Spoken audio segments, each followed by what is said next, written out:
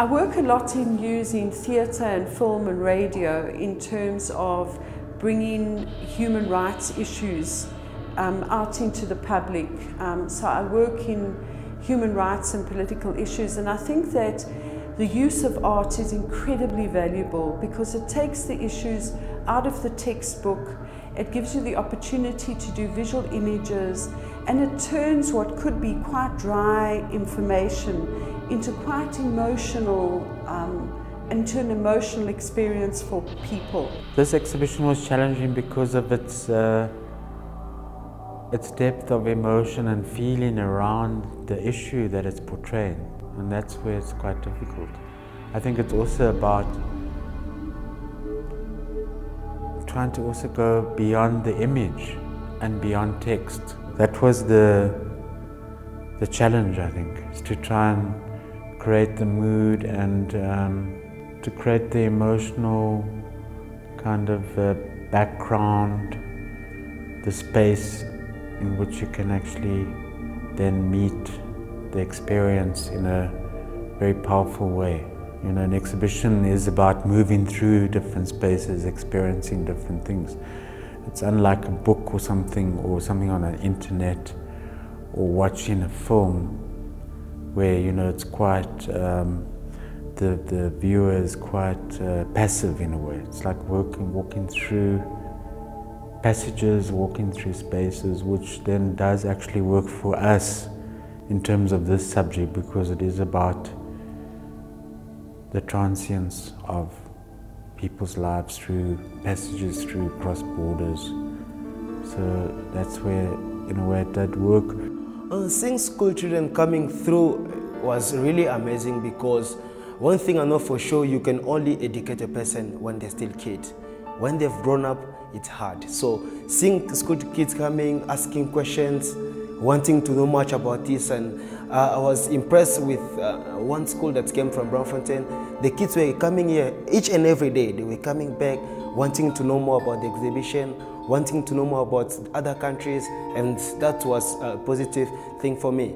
Also, the power of this place, I think, already gave that kind of way into that depth of feeling that we needed to capture. The combination of the visual and the script worked powerfully, because in my book I got many comments of people saying that they are really moved and touched by this. The room with the stories that people have told and have shared about their experiences in the countries of origin that they've left, and they've left due to war, due to famine, due to wide-scale abuse against women. And those stories are extremely personal. We decided, rather than print out the stories, we got different people to write the stories. I was trying to get a feeling of sadness and emotion, because the stories are sad. But I didn't want to make people read the stories to feel that sadness. I wanted them to get into this room and feel that sadness and a little bit of sorrow through just walking through these stories. As you can see, they are hanged, you know, on different lengths. Handwriting is different, and you know, and stories are from different people as well. So the handwriting kind of represents those people, because they have different handwritings, big ones, small handwritings, and you know, some stories people have to stand there and read. They can actually even grab the page and read it thoroughly. I'm a Zimbabwean. When you cross the border, it's always difficult, and coming through to South Africa is always difficult. So it gives me much ideas on how people cross the borders, and how the suffering they have always when they cross the border. You know, South Africa just had its liberation, freedom, and foreigners just came before we even taste the liberation and freedom. But from working on this exhibition, I kind of understand, you know, some of the foreigners that come here, because I don't think all of them come with those issues. Some, they just come looking for greener pastures. Yeah, I feel so touched, normal. We decided not to go the route where we made the photographs big and glossy. We decided to do smaller photographs so that when people engage with the photographs, they have to really walk up to the photographs and engage at a very personal level.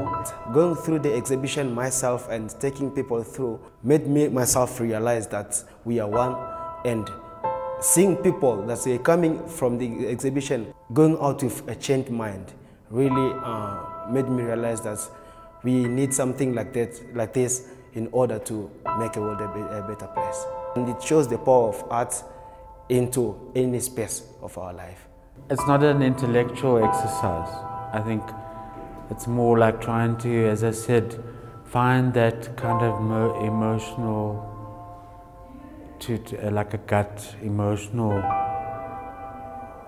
level that we're trying to get at, rather than an intellectual. It's not appealing to the intellect, it's appealing to the emotion, I think. I think there's a strong tendency, particularly from international organizations, from humanitarian organizations, to underestimate the power of art in moving people's perceptions. And I think that that's the power of an installation, that you can reach the emotions as well as give information to people. And what you really want to do is not to have a pretty picture, but to change the way people thought about an issue.